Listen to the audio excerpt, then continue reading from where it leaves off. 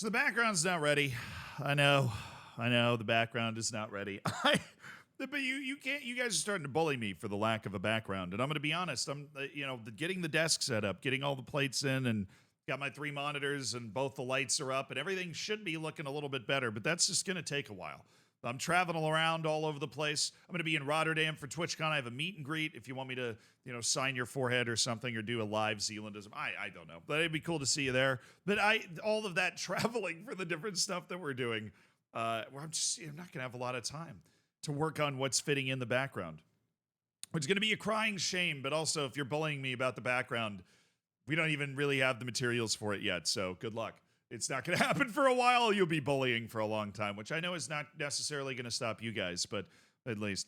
Speaking of bullying, I don't know if that transition works at all. Something important to talk about today. I'm warning you, it's going to contain some trigger subjects, so just try and keep your breath inside your body for a little bit, because I think it's a very interesting situation, and I feel like I have some insight into it because I used to work in the media world. I've got a master's degree in broadcast journalism, for crying out loud, so I feel like I could at least offer some thoughts on what's going on around it, because Bukayo Saka has ended up in the crosshairs again. Not for anything that he did. Not for anything he did at all, but just because a tweet went viral after the England loss to Iceland, where it was pictures of kind of the coverage of the match. And we've got Bukayo Saka on the Telegraph's thing here. We've got the Sun. It says plain awful, but right, with Bukayo Saka and Southgate in there. We've got BBC's coverage, got another picture of Saka on the ground. At least we figure out why he limps a lot. And there's this from the Daily Mail, I believe. Saka's the biggest picture, and he's in the middle. Obviously, they've decided to go with the early 2000s. Let's just throw as many pictures up there and see what sticks. Now, the interesting thing about this is Bukayo Saka didn't start. Bukayo Saka came off the bench in the loss to Iceland. He wasn't on the field when the goal was scored. He didn't miss a couple of sitters. He's not the reason they lost the game. Bukayo Saka is just there because he's Bukayo Saka. The internet's been kind of wrestling with the decision-making process that's gone in here. And I'm going to say off the top, it's stupid. They shouldn't be doing this. Right? This is a lack of forethought and a lack of consideration by the people that are doing this. But immediately this sort of thing came out, and people just kind of, they go, oh, well, this is just like obvious, blatant racism trying to blame the loss on Bukayo Saka.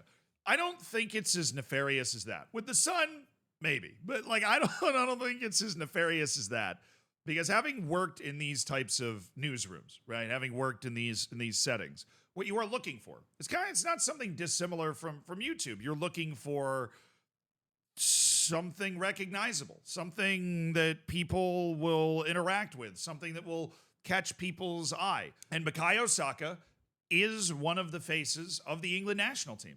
Now, the reason he's one of the faces of the English national team it started at least as a terrible reason, right? He misses the final penalty in the Euros penalty shootout, and then the torrent of racism. That's actually a great story attached to this. When I was in grad school at Syracuse getting that master's in journalism, we were watching the Euros final. It was England against Italy or whatever, and I'm explaining it to all of my friends that don't understand soccer. We're watching the penalty shootout. Saka misses the final penalty. I'll never forget it. My friend, who's black, was sitting next to me, and he looks over at me. He's like, wow, this is going to be rough. And I'm just going, what do you mean? I mean, obviously they lost. It's going to be terrible, and Saka's 19. It's going to be brutal. But he goes, no, it's going to be rough. The 3 black guys missed their penalties. And I just went, oh, shit. You just know how the world works. There's just going to be some mouth-breathing, knuckle-dragging assholes that are going to make this everybody's problem. They're going to wheel out rhetoric from 200 years ago and try to, tear these people down because they feel like if they can make themselves better than somebody else, that it's going to make them not inbred. And good for them.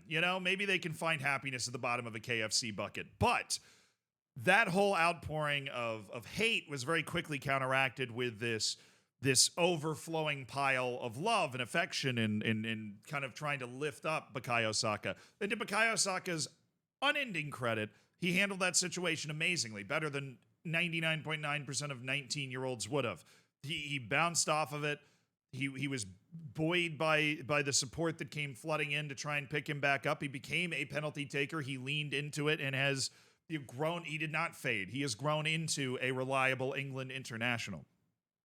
And that whole process has made him one of the faces of the English national team. It's the same way that if you think about the English national team, you're thinking of Harry Maguire way before you think of John Stones, even though John Stones is better. Like, even though Phil Foden is better than Bukayo Saka, when you think of the English national team, you think of Bukayo Saka before you think of Phil Foden. There are certain people that just become talismanic. They become emblems and symbols for the teams that they're on and what they represent. Right? You know, when no offense to James Maddison, but you think of Leicester City, I'm thinking of Jamie Vardy, right? And obviously that's not the best example because he's obviously done so much for the club.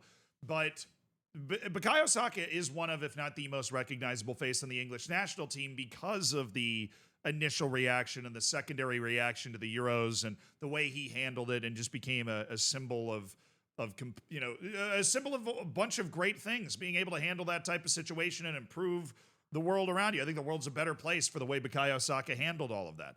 But now that he is a face of the national team, when you write an article about the national team, he's one of the first people you think about putting in that picture because he's so recognizable. I mean, the list has got to be with Maguire and Grealish not there, right? Both of whom are lightning rod type players.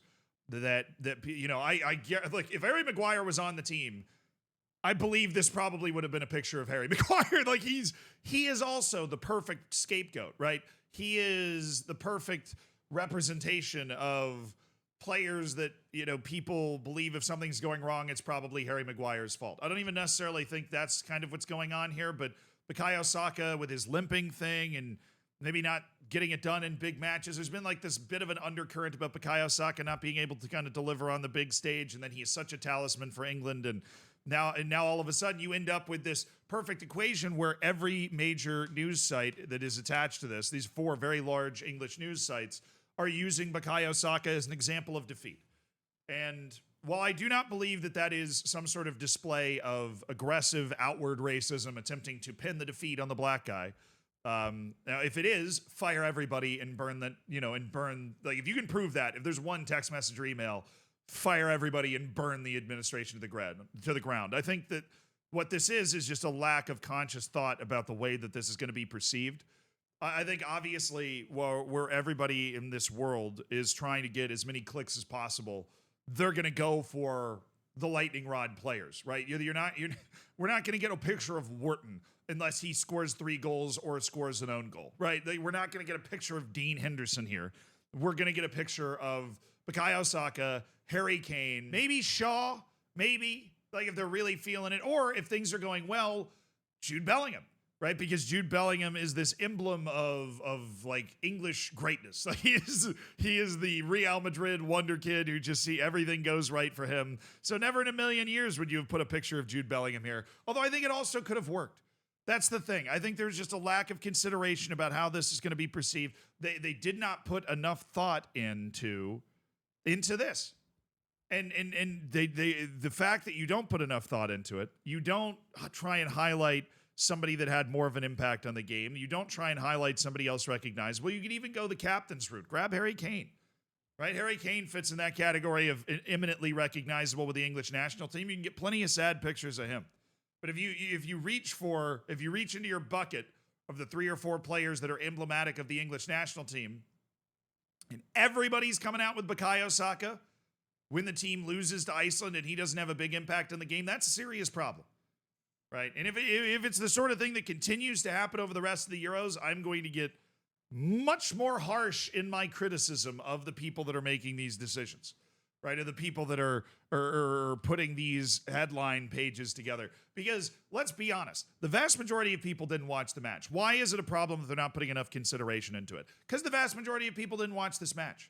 I didn't know that he didn't start until I was told. I wasn't watching England-Iceland. I was freaking streaming.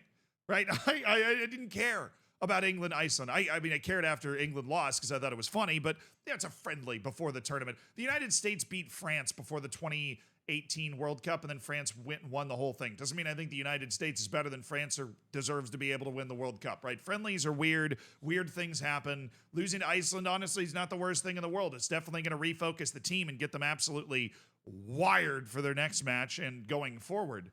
But when you put Bukayo Saka in this position every single time, you're just associating Bukayo Saka with the bad thing. Now, somebody has to be associated with it. But journalism is about balance, right? Journalism is about balance and fairness, and that is not what is on display here, right? What's on display here is trying to reach and grab somebody that is a lightning rod in the English national team so that you can attract the most attention. And you know what? No, everybody's trying to do it. But if you're going to be fair and balanced, then maybe we show a sad Jude Bellingham here. Maybe we show the goalkeeper missing the ball. Maybe we just show a shot of Gareth Southgate, right, standing on the touchline looking frustrated. I think that would resonate. He's certainly a coach that's been a lightning rod as well. But if they continue to use Bukayo Saka as the preeminent lightning rod on the national team, they are just going to push him back towards the problems that he was suffering with right after the Euros penalty shootout. You are just going to slide him back into that direction. You are going to invite similar types of criticism like that again. See, there is no problem with losing a match and Bukayo Saka being on the cover, right? But when Bukayo Saka doesn't have a big role to play in that match, that is not fair and balanced. It just shows the problem that they're trying to get clicks instead of trying to tell you what happened. And that problem is apparently universal in English media, basically.